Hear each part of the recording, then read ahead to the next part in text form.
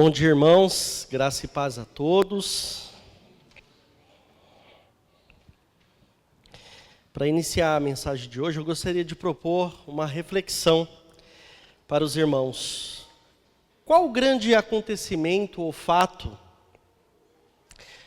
hoje poderia impactar a sua vida e mudar a sua percepção e a sua visão das coisas? Por que eu faço essa pergunta? Porque todos nós já passamos, já experimentamos algum tipo de acontecimento que já alterou a nossa rotina, que já alterou a nossa vida de alguma forma. Se algumas pessoas pensassem e fizessem essa reflexão, provavelmente sairiam as seguintes reflexões. Se eu me aposentasse, certamente eu seria feliz, eu estaria satisfeito. Se eu fosse mãe, as coisas seriam diferentes. Se eu tivesse a minha casa própria, eu estaria satisfeito ou satisfeita também. Se eu me casasse, se eu fizesse meu primeiro milhão, se eu não precisasse ser mais CLT e pudesse gerir meu próprio negócio, se eu fosse curado ou curada, se eu tivesse a saúde perfeita, o corpo perfeito, a família perfeita, se eu viajasse ao mundo, certamente esses fatos, de alguma forma, eles nos afetariam, mudariam ou não a nossa perspectiva ou a forma como nós encaramos a realidade. E na série de mensagens de hoje, irmãos, nós vamos falar sobre o maior de todos os acontecimentos e qual o impacto dele nas nossas vidas. Esse acontecimento se refere à ressurreição do nosso Senhor Jesus Cristo. Nós abrimos o culto já fazendo referência à ressurreição do nosso Senhor. Ele ressuscitou e isso muda muita coisa e mudará todas as coisas, assim cremos pela palavra de Deus. A ressurreição, irmãos, não é algo secundário para a fé cristã. Ela é uma das doutrinas centrais do cristianismo. E a partir das leituras que foram realizadas pela manhã, nós podemos perceber que sem a ressurreição, o cristianismo jamais existiria. Às vezes a gente pensa assim, puxa vida, a igreja vai fechar, agora precisamos de um outro local. E aí as pessoas ficam preocupadas como se a fé fosse se extinguir, como se a igreja fosse acabar. E nós sabemos que o que sustenta e o que mantém a igreja em pé é essa gloriosa verdade, que Cristo ressuscitou. A ressurreição, irmãos, foi um tema predominante na pregação apostólica. Depois que Cristo foi assunto aos céus, nós observamos isso na primeira pregação de Pedro. Ele fazendo alusão ao fato de que Cristo não só morreu, mas também que ao terceiro dia ressuscitou e está à direita do Pai. Na confissão de fé da nossa igreja, se os irmãos observarem, há uma declaração sobre essa verdade, onde nós dizemos, creio na ressurreição do corpo. Está lá na declaração da nossa confissão de fé. A doutrina da ressurreição, irmãos, ela teve um impacto tão grande que chegou na cultura daquela época e até hoje ela é objeto de discussão e assunto entre cientistas, teólogos, enfim, filósofos. Mas naquela época, essa doutrina abalou tanto a cultura greco-romana que uma das heresias e dos grandes desafios que o cristianismo teve de defender a sua fé foi diante de pessoas que negavam a encarnação de Cristo, né, a vinda de Cristo em carne, mas também que negavam a sua ressurreição. A ressurreição, por fim, é o que distingue o cristianismo de outras religiões, que às vezes apelam para outro tipo de caminho para chegar a Deus. Talvez através de uma experiência religiosa, talvez através de muito conhecimento, ou pela busca da perfeição. E para refletir sobre essa verdade hoje, eu gostaria de pedir aos irmãos que mantivessem as suas Bíblias abertas no último texto que foi lido, que é o texto de Lucas, capítulo 24. Os irmãos podem permanecer assentados, nós já realizamos a leitura desse texto. Eu só gostaria de contextualizá-lo. Lucas, capítulo 24. Irmãos, a primeira coisa que nós observamos nesse contexto é que tanto Lucas como os outros evangelistas, eles constroem um cenário misturado entre dúvida, incredulidade e, ao mesmo tempo, provocam uma tensão com a vida de fé dos discípulos de Cristo. Eles vivem essa tensão nesse momento. Nós sabemos que Ele é o Salvador, mas Ele morreu. E Jesus, Ele percebe essa incredulidade, essa dúvida no coração deles.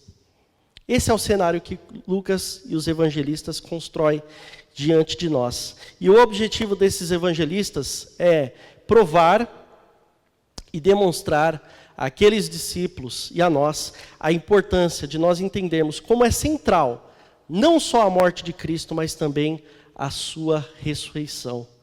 Aqui Lucas e os evangelistas, eles querem que os cristãos sintam o impacto dessa verdade nas suas vidas. O impacto que a ressurreição, como grande acontecimento do plano de Deus, tem na vida deles. Lucas reúne a narrativa aqui no capítulo 24 em 3 grandes blocos de testemunhas. As primeiras testemunhas são as mulheres. E uma delas recebe um destaque central na narrativa, não só em Lucas, mas também no Evangelho de João, que é Maria Madalena. Nós sabemos que Maria Madalena veio de um contexto conturbado, de conversão. No entanto, é uma das primeiras testemunhas da ressurreição do nosso Senhor. Ela teve esse privilégio.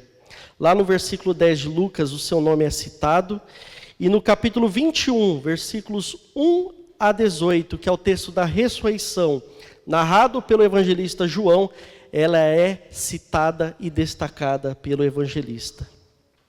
No segundo bloco, aqui do texto de Lucas, nós temos os 2 discípulos indo para Emaús. E no terceiro bloco, que foi aonde o pastor Edu encerrou a leitura, nós temos os 11 discípulos, que foram, então, o terceiro bloco de testemunhas da ressurreição, quando Jesus se apresentou a eles. Hoje, eu gostaria de realizar a nossa meditação dentro do contexto dos discípulos indo para Emaús. Eu acredito, irmãos, que a história desses homens reflete um pouco o cenário que nós temos vivido não só no mundo, mas também entre o povo cristão. De que forma a ressurreição de Cristo impactou aqueles discípulos e de que forma essa ressurreição tem impactado nós. Não só em relação ao futuro, irmãos, mas também em relação ao presente. E como as Escrituras nos apontam a importância dessa verdade. A centralidade da ressurreição de Cristo, como revelado nas Escrituras, pode se tornar uma fonte de esperança viva para a nossa vida cristã. É em cima dessa reflexão que nós iremos trabalhar esse texto. Eu gostaria de refletir 4 pontos nesse texto com os irmãos. Quando nós olhamos para essa história, existem 4 aspectos importantes dela. Primeiro, a cosmovisão. Segundo, o coração. Terceiro, a escritura. E quarto, esperança. Então, se a gente fosse assim memorizar de forma didática, a gente poderia até criar um acróstico, iniciado pelas primeiras letras. Ficaria CC, que é cosmovisão e coração, e por último, EE, que é a escritura e esperança. E a primeira delas é o que nós vemos lá nos versículos 13 a 25, quando Lucas inicia essa narrativa. A primeira informação que nós temos, irmãos, é que esses 2 discípulos estavam voltando de Jerusalém em sentido a essa aldeia chamada Emaús, que ficava mais ou menos a 11 quilômetros de distância de Jerusalém. Por que é importante Lucas dizer que esses homens estavam voltando de Jerusalém? Vamos pensar. Imagine se naquele cenário, primeiramente, quem era Jerusalém para o povo judeu? Jerusalém é o centro religioso. Jerusalém é onde está o grande templo, o templo que foi reconstruído após o cativeiro. Jerusalém é o lugar onde você tem 3 festas importantes, anuais, e que nenhum judeu, nenhum estrangeiro, nenhum peregrino convertido ao judaísmo pode se ausentar. E uma dessas festas era a Páscoa. E nós sabemos, irmãos, que até mesmo no nosso contexto, quando há um evento, quando há um culto religioso desse nível de importância, as pessoas têm uma determinada expectativa. Elas já vão com o coração preparado para participar daquela experiência religiosa, mas também elas entendem o quê? Lá vai ser o lugar onde Deus vai manifestar a sua gloriosa presença. Mas ao invés deles visualizarem a manifestação da presença de Deus, conforme a expectativa deles, o que aconteceu naquele momento? Eles presenciaram uma das cenas mais cruéis de tortura desenvolvidas naquela época, que era a crucificação. A crucificação ela tinha o objetivo de prolongar o sofrimento da pessoa que estava sendo penalizada. Ao invés deles participarem da Páscoa e verem ali Deus manifestando a sua presença de forma gloriosa, como ele manifestou na Páscoa, na época de Moisés, livrando o povo do Egito, com as 10 pragas, abrindo o mar vermelho, eles percebem cenas de crueldade, cena de sofrimento. E isso, ao invés de gerar um senso da presença de Deus, gera um sentimento do afastamento de Deus. E é isso que nós sentimos nas primeiras linhas dessa narração. Acompanhem comigo. A partir do versículo 14, diz assim: no caminho conversavam a respeito de tudo o que havia acontecido. Enquanto conversavam e discutiam, o próprio Jesus se aproximou e começou a caminhar com eles. Mas os olhos deles foram impedidos de reconhecê-lo. Ele lhes perguntou: sobre o que vocês estão discutindo enquanto caminham? Eles pararam com rostos entristecidos. Um deles, chamado Cleopas, perguntou: você é o único visitante em Jerusalém que não sabe das coisas que ali aconteceram nesses últimos dias? Que coisas? Perguntou ele. O que aconteceu com Jesus de Nazaré? Responderam eles. Ele era um profeta poderoso em palavras e em obras diante de Deus e de todo o povo. Os chefes dos sacerdotes e as nossas autoridades o entregaram para ser condenado à morte e o crucificaram. E nós esperávamos que ele era o que iria trazer a redenção a Israel. E hoje é o 3º dia desde que tudo isso aconteceu. E é aqui, irmãos, que entra a palavra cosmovisão. Por mais que seja uma palavra difícil para alguns, mas uma metáfora que eu acho que ela é muito simples e didática é a metáfora da lente, né? Ou dos óculos. Se você usar uma determinada lente, um determinado óculos, você vai enxergar as coisas de uma determinada forma. Se você mudar a lente, de outra forma. E assim funciona a cosmovisão. A grande questão da cosmovisão é como você enxerga a realidade. Como que você interpreta os acontecimentos da vida? Como você enxerga as coisas relacionadas a Deus? Você olha com o mundo, com as lentes da sua própria interpretação? Como você interpreta o mundo? Isso é a cosmovisão. E naquele exato momento, irmãos, qual era a cosmovisão daqueles homens? Nós percebemos que a cosmovisão deles estava praticamente bagunçada. Primeiro porque eles eram discípulos de Jesus, ok? Só que diante do sofrimento, assim como nós, quando nós passamos por uma situação difícil, nós não conseguimos enxergar as coisas de forma clara. E o evangelista, ele diz aqui que Jesus, ele se coloca no caminho e passa a conversar com aqueles homens, mas os seus olhos ficam como que impedidos de enxergar o próprio Jesus. Eles não conseguem reconhecer a pessoa do nosso Senhor e do nosso Salvador. Eles esperavam que Jesus fosse um Moisés que libertasse eles da opressão romana, que libertasse eles daquela crueldade, daquele poder arbitrário que o Império Romano exercia sobre o povo judeu. Essa era a grande expectativa deles em relação à Páscoa, em relação a toda aquela preparação. Certamente eles esperariam que Jesus derrotaria César e assim instituiria um novo reino. Mas nós percebemos que, de acordo com a visão que eles têm sobre esse Cristo, esse tipo de expectativa que eles criaram em relação a Cristo acabou os decepcionando.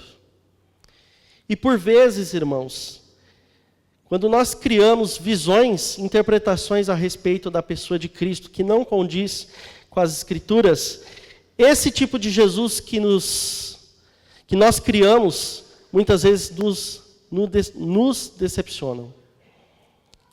Porque não se trata do Cristo revelado nas Escrituras, como nós iremos ver nessas passagens, mas se trata de um Cristo criado segundo o desejo deles. E a forma deles enxergarem o próprio Cristo também é totalmente parcial, totalmente nublada. Porque ao invés deles enxergarem o Senhor e o Salvador, eles praticamente estão dizendo o quê? Olha, Jesus foi crucificado, ele foi condenado, ele foi vítima da instituição religiosa da época, ele foi vítima do sistema político romano, da crueldade da população. Em outras palavras, Jesus aqui é retratado como um mártir. Ele não é retratado como Salvador. E por vezes, muitas vezes no meio evangélico, esse é o tipo de Jesus que é retratado.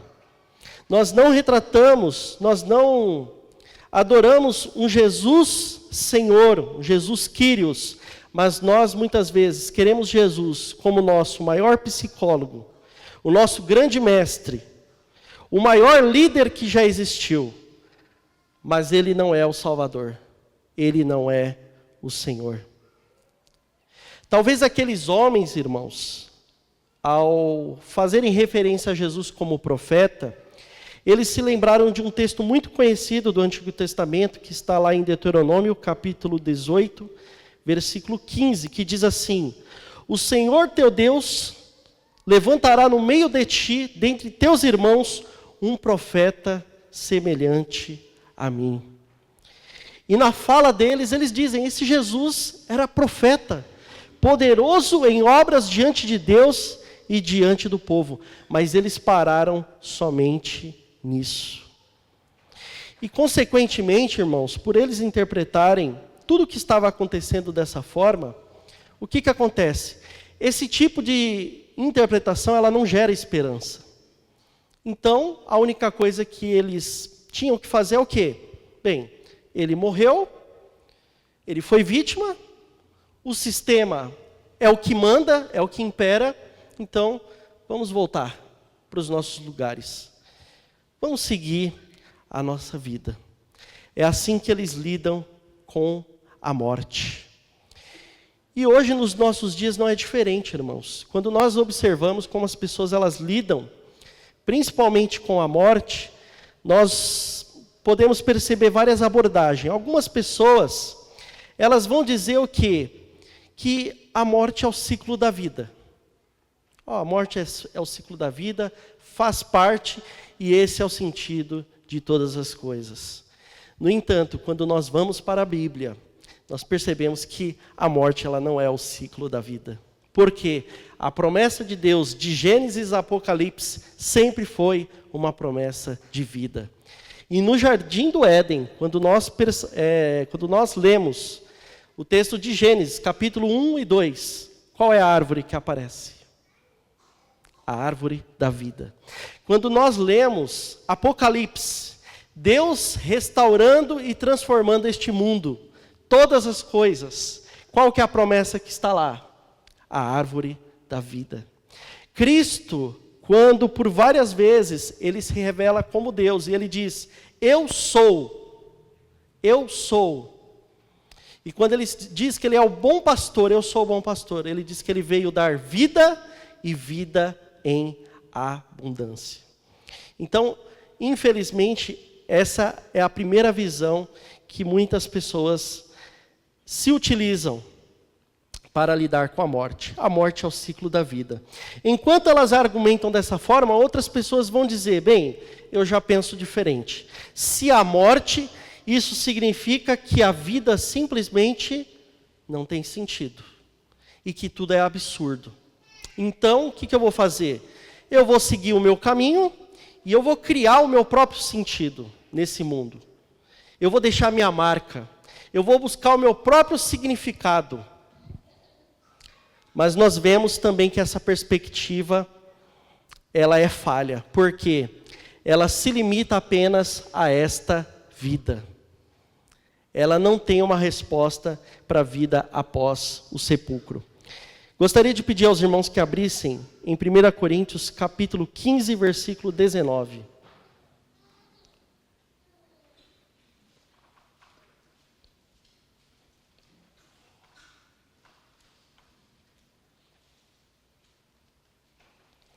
Primeira Coríntios, o texto que fala sobre a ressurreição, capítulo 15, versículo 19.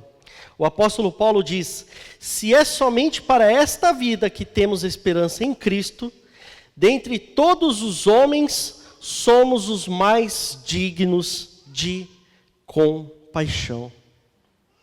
Enquanto o discurso ocidental vai dizer, eu busco o meu próprio sentido, eu defino a minha vida, e eu estou satisfeito com isso, a palavra de Deus vai dizer o quê? Se a sua perspectiva se limitar a essa vida, você é o mais infeliz e o mais miserável de todos os homens, de todas as mulheres, de todas as criaturas. Diante da realidade da morte, infelizmente, irmãos, o comportamento desses discípulos, e muitas vezes o nosso, é quase o mesmo, diante do sofrimento e do luto. Morreu, a morte chegou, vamos seguir o nosso caminho. Em Efésios capítulo 2, versículo 12, Paulo vai ressaltar de novo essa verdade. Ele vai dizer, naquela época, ou seja, antes da sua conversão, vocês estavam sem Cristo, separados da comunidade de Israel, estrangeiros quanto às alianças da promessa, sem esperança, sem Deus no mundo. Qual que é o resultado de você buscar ou criar o seu próprio significado diante da realidade da morte? Ou então prosseguir o seu caminho dizendo que a morte é apenas o ciclo da vida. O resultado é, sem Cristo, sem Deus, no mundo e sem esperança. Sem esperança. E aí vem a grande pergunta. Por que aqueles homens não conseguiam enxergar as coisas de forma tão clara? Porque muitas vezes, irmãos, quando nós lidamos com o sofrimento, a morte, o luto, nós não conseguimos enxergar as coisas de uma forma tão racional como as pessoas querem que a gente enxergue, né? Que a gente vá, que a gente resolva as coisas tudo certinho. Por que a gente tem essa dificuldade? Porque a gente não consegue enxergar as coisas claramente. E aí nós vamos para o segundo ponto dessa mensagem. Jesus, ele percebe as palavras daqueles homens, principalmente de Cleopas. E ele consegue identificar que o problema naquelas palavras é o que elas revelam sobre o coração. Eu vou destacar aqui no versículo 25 a tradução da Revista Atualizada. Ela é muito expressiva. Ela vai dizer o seguinte: e ele lhes disse, ó nécios, e tardos de coração para crer em tudo o que os profetas disseram. Vocês são nécios e tardos de coração para entender. Um coração que não enxerga o Cristo ressurreto é um coração desalinhado. E muitas vezes esse coração desalinhado, irmãos, ele não enxerga a bondade e o plano de Deus em todas as coisas como nós sabemos que devemos enxergar. Por vezes, nós tentamos aconselhar uns aos outros, tentamos ajudar aquela pessoa que está passando por um processo de sofrimento, e tudo que fazemos, e isso muitas vezes eu já fiz, é trazer a Bíblia como um chavão, né? Uma frase pronta. Aí você fala, ó, Jesus falou, eu sou a ressurreição e a vida, aquele que crê em mim, viverá. E aí você traz como um chavão. Mas não é isso que Jesus faz aqui nesse texto. A primeira coisa que Jesus ele interpreta é que as palavras revelam aquilo que está no coração. E aí, irmãos, nós não podemos ser o quê? Superficiais. Por mais que as nossas palavras ou qualquer tipo de ação que a gente possa tomar, a gente ache que nós estejamos ajudando alguém que está sofrendo, ou alguém que está passando por um processo de luto, ou de luta também, de crise de fé. Por mais que a gente pense que alguma coisa da nossa parte esteja auxiliando aquela pessoa, nós nunca podemos esquecer que todas as vezes que nós estivermos servindo uns aos outros, aconselhando uns aos outros, nós precisamos mirar o coração. Porque muitas vezes nós achamos que o problema, ele está fora de nós. Então ele está no sistema, ele está na crueldade, ele está na injustiça. Isso é verdade. Muitas dessas coisas que acontecem realmente revelam a maldade e a presença do mal no mundo. Mas também, irmãos, o problema ele pode estar dentro de nós. O nosso Senhor Jesus Cristo, em Mateus capítulo 15, versículo 19, ele vai dizer, pois do coração saem os maus pensamentos, os homicídios, os adultérios, as imoralidades sexuais, os roubos, os falsos testemunhos e as calúnias. O problema está no coração, então nós precisamos começar pelo coração. A Bíblia, irmãos, leva com muita seriedade o coração, porque ela é o centro do intelecto, das emoções e da nossa vontade. Nós não podemos ser superficiais. O comportamento a gente até consegue mudar. A curto prazo nós conseguimos mudar de comportamento. Largar um determinado vício, atuar em um determinado programa, dieta, enfim, tantas outras coisas. Mas o ponto de vista da Bíblia é que o coração ele precisa ser mudado. Ele precisa ser tratado. Ele precisa ser direcionado para a verdade de Deus. Essa é a grande questão. Então, por favor, se você está passando por um processo de crise de fé, de sofrimento, se você conhece alguém que carece de conversão, de novo nascimento, de arrependimento, ou você mesmo, ou nós nessa manhã, por favor, levem a sério o coração. Às vezes nós criamos uma falsa ideia de que nós podemos gerenciar o nosso coração. Passamos por um momento de luto e falamos, tá tudo bem, estou firme, estou forte. Mas isso é uma forma de nós demonstrarmos o quê? Eu estou no controle. Eu estou no controle. Tranquilo. Mas o que a palavra diz, irmãos, é que o nosso coração, muitas vezes ele é enganoso. Ele é o nosso próprio algoz. Ele cria não só ídolos, mas ele fabrica ilusões, falsas expectativas. E é irônico porque a própria psicologia, ela já constatou isso. Você conversa com um psicólogo, ele já começa a perguntar para você e fazer você refletir. Daqui a pouco você percebe que aquilo que você verbalizou foi apenas o quê? Uma imagem que você projetou sobre você e sobre as pessoas. No entanto, a Bíblia ela vai além disso. Além dela apontar essas falsas ilusões, ela vai de encontro ao coração e ao encontro do coração. Por fim, se o nosso coração é enganoso, se nós precisamos ser auxiliados, se nós não podemos dar conta da tamanha carga de emoção, da tamanha carga de problemas que o nosso coração carrega, nós precisamos de ajuda, irmãos. Nós precisamos de socorro. E da onde que vem o nosso socorro nessas horas? Quando o nosso coração não entende nada. Quando a enfermidade, a dor, ela cega a gente de tal forma que a gente fala, hoje eu senti nessa manhã que Deus me abandonou. Como nós podemos tratar esse coração? Fazendo como Cristo. Versículos 25 a 27. E ele lhes disse, Jesus, como vocês custam a entender e como demoram a crer em tudo que os profetas falaram. Não devia o Cristo sofrer essas coisas para entrar na sua glória? E começando por Moisés e todos os profetas, explicou-lhes, o que constava a respeito dele em todas as Escrituras.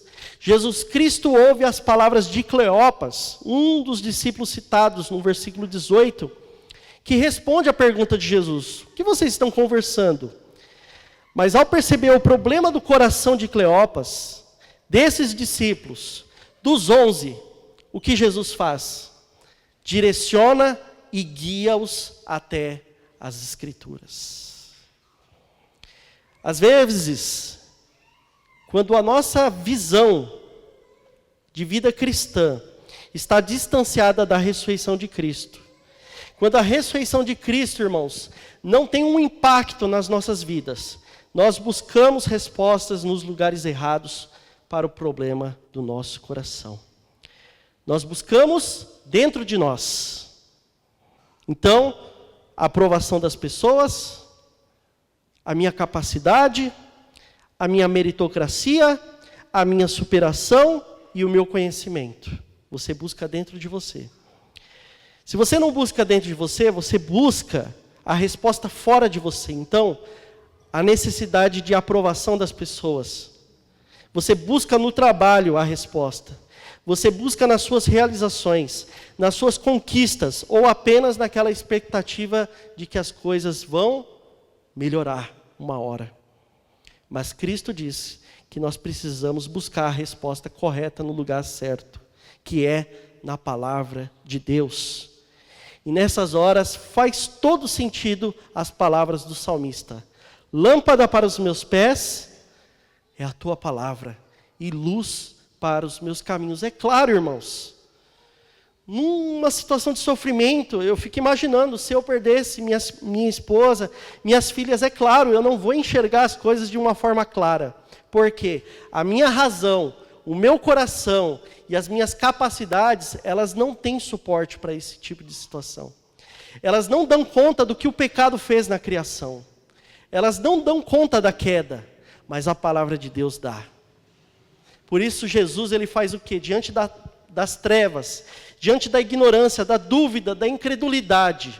Jesus, ele não abandona esses homens. Jesus, ele lança a luz da palavra para guiar aqueles homens. Mas existe uma coisa, irmãos, que é ainda mais gloriosa nesse texto. Porque Jesus, ele não guia aqueles homens à palavra para que eles tenham a informação da palavra e aí eles falem, puxa, agora eu entendo de teologia. Agora eu posso participar das quartas-feiras, né, de estudo. Agora eu posso debater. Agora eu posso, né, discutir com os meus amigos os 5 pontos. Não é isso.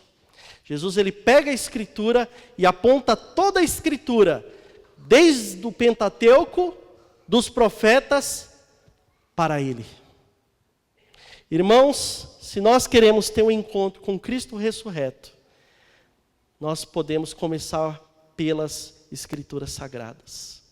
Jesus, ele poderia muito bem ter ressuscitado, chegado diante daqueles discípulos, olha, vocês não creem em mim? Tá bom, então eu vou fazer o seguinte.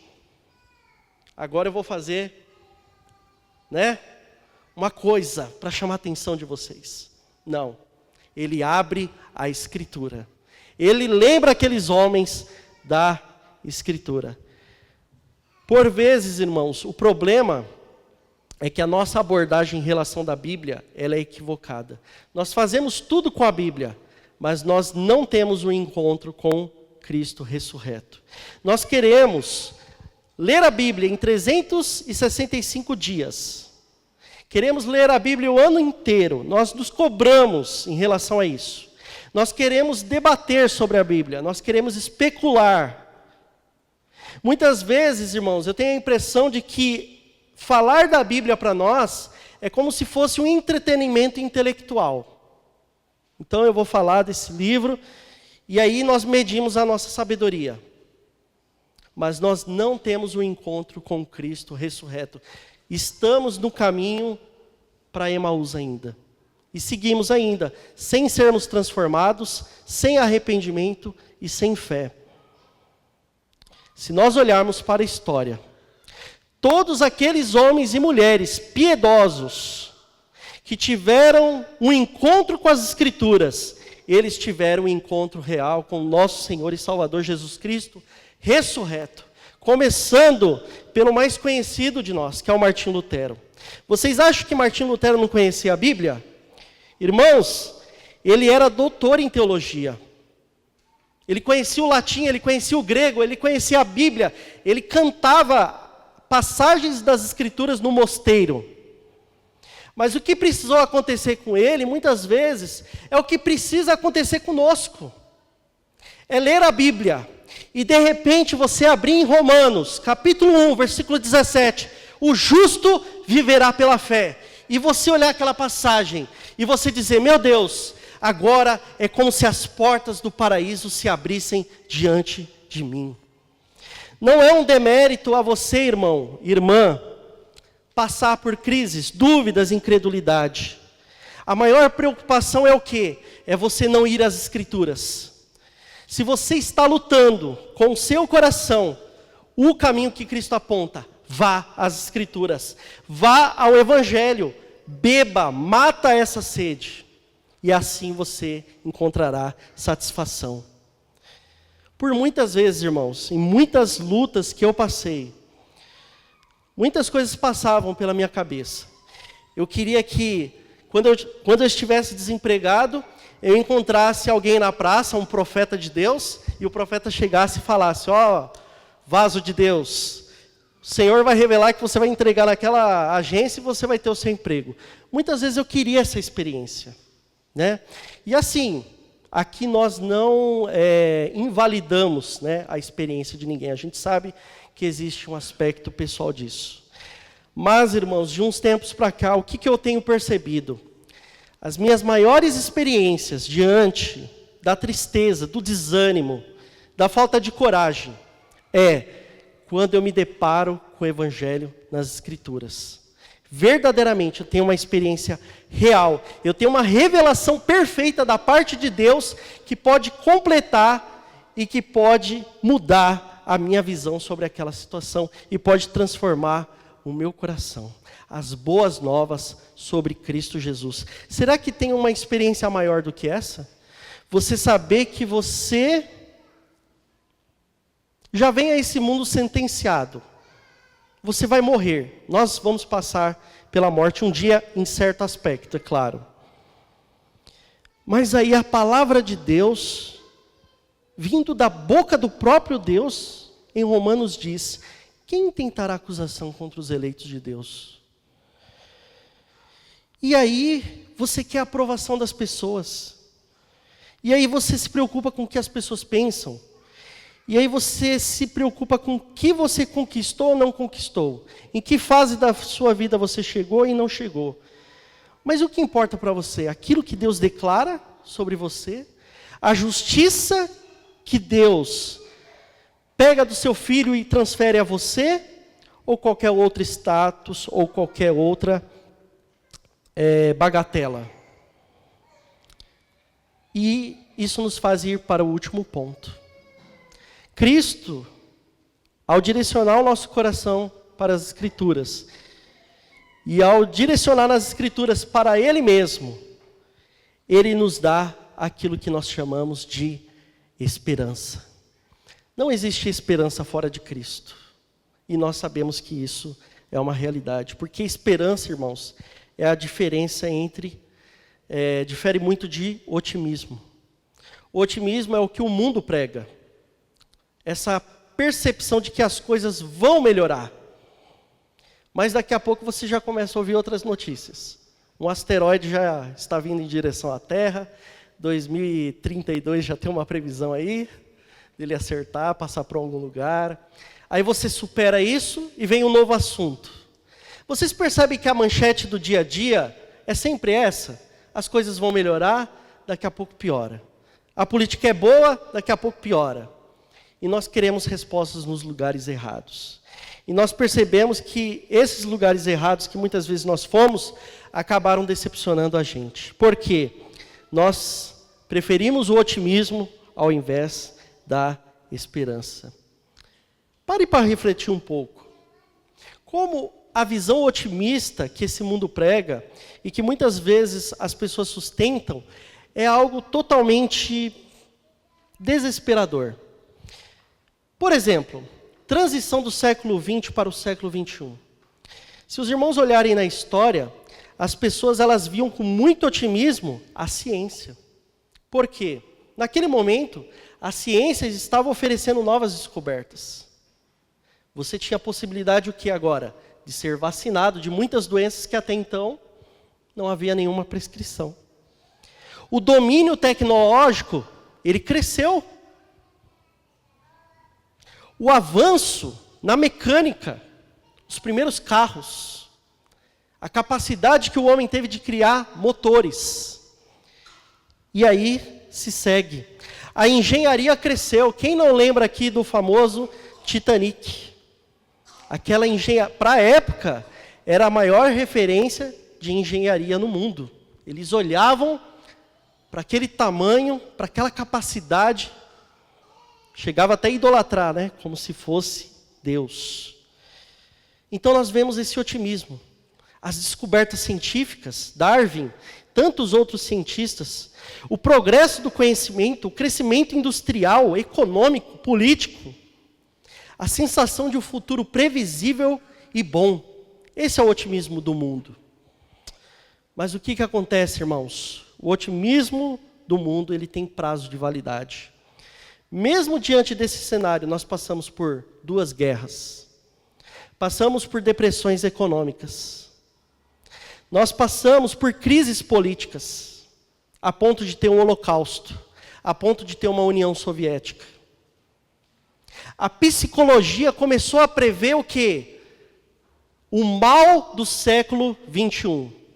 Ansiedade e tantas outras dificuldades do ponto de vista interno. Essa é a visão que o mundo tem a oferecer.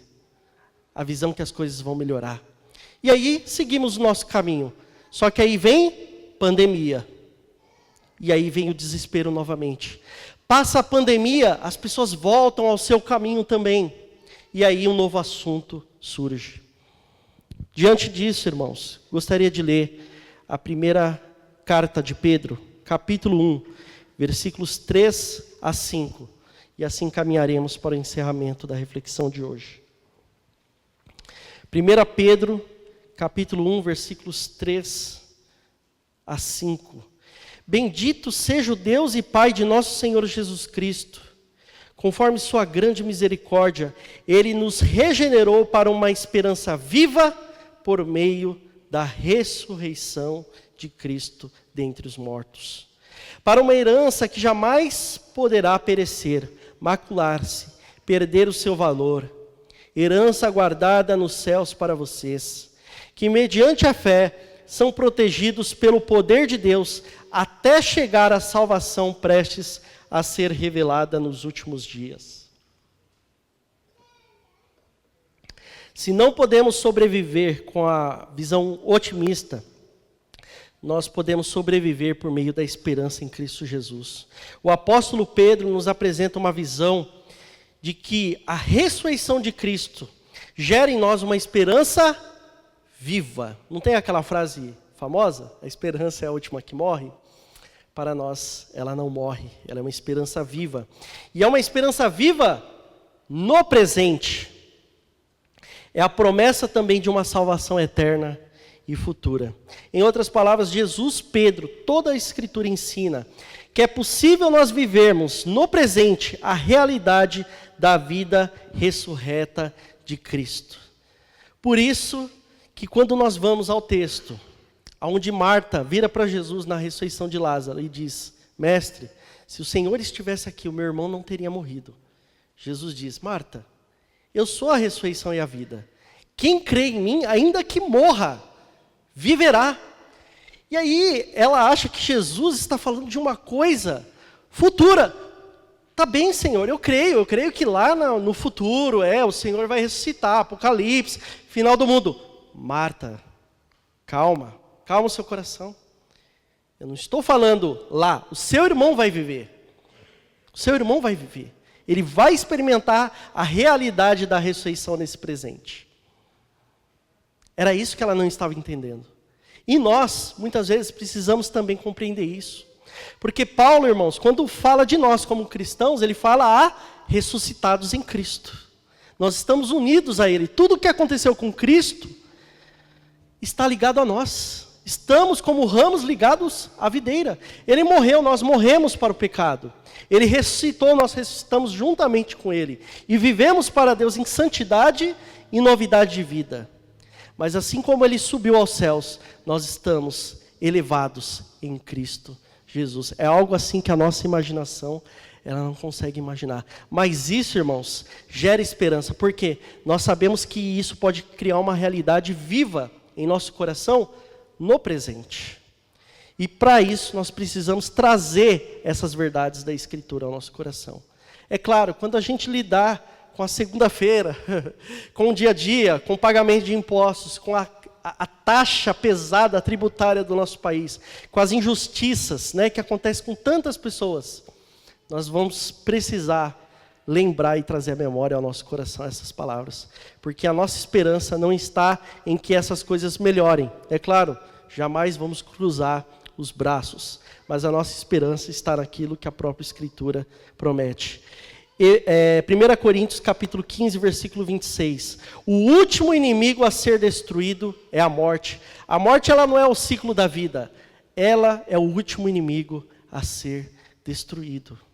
Quantas perdas nós sentimos, irmãos, no ano passado, com irmãos que partiram.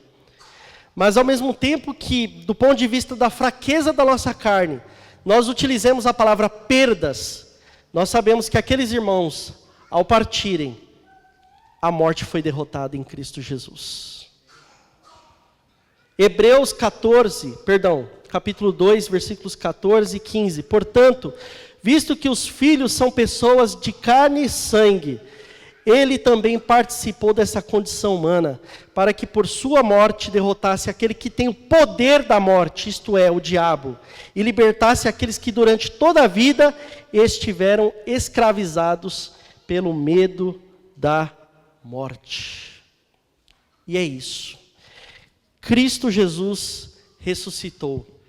E nós podemos viver essa realidade como uma realidade viva no presente, por meio da esperança, e futura, porque tem as promessas de Deus. Após Cristo ressuscitar, a coisa mais proeminente que Ele fez foi o quê? Uma simples refeição com esses homens. Ele não fez algo mirabolante. Vamos lá ao Império Romano. Agora sim, vamos depor as armas.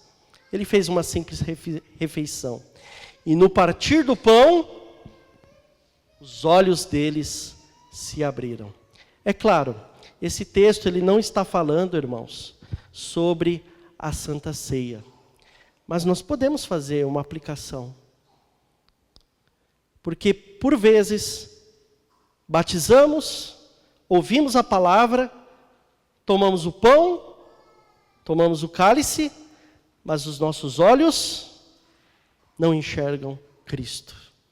E aí, ou a gente rejeita, não participa, ou a gente entende aquilo só de uma forma ritualística, mecânica, Mas aqui esses homens tiveram seus olhos abertos e no partir do pão eles reconheceram a Cristo. Eu convido os irmãos, próximo culto de ceia que nós tivemos, quando você erguer o cálice, o pão, que não seja só algo rotineiro, mas olhe para esses elementos e a realidade espiritual que eles apontam, que é um Cristo ressurreto. Por isso que nós anunciamos a morte dele até que ele venha.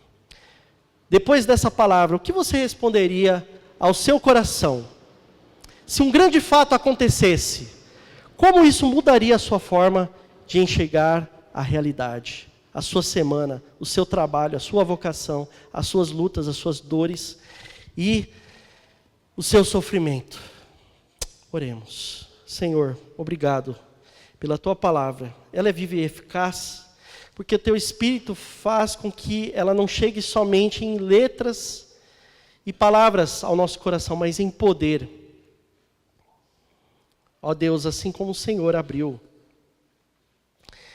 os olhos daqueles discípulos, assim como os olhos deles puderam enxergar claramente por meio das Escrituras, o Cristo ressurreto, que o Senhor tenha misericórdia de nós e possa abrir os nossos olhos. Se houver corações nesta manhã, Senhor, sejam adolescentes, crianças, adultos, pessoas que ainda não passaram por uma experiência de novo nascimento, arrependimento e fé, que o Senhor, pelo poder do Espírito, possa abrir os olhos dessas pessoas, que elas possam sair com o coração ardendo pela tua palavra, Senhor, mais do que qualquer outra expectativa que elas possam criar, que elas possam ter um encontro com o Senhor na sua palavra. Ó Deus, e nós? O Senhor conhece a nossa estrutura, o Senhor sabe que nós somos pó, o Senhor sabe e conhece o nosso coração, o nosso sofrimento, por vezes a nossa incredulidade, a nossa teimosia, a nossa ignorância, a nossa falta de amor, muitas vezes falta de fé, falta de paciência. O Senhor conhece as nossas ações, os nossos pensamentos. Mas o teu Evangelho nos mostra que o Senhor é aquele que vai ao encontro. O Senhor é aquele que não nos abandona, não nos deixa no caminho perecendo. O Senhor é aquele que nos toma de volta para si. Ó Senhor, nos alcança com graça mais uma vez e que possamos continuar, Senhor, perseverantes como aqueles homens foram após essa experiência, Senhor, de forma comunal, de forma amorosa, de forma ardente, Senhor. É a nossa oração nessa manhã em nome de Jesus. Amém.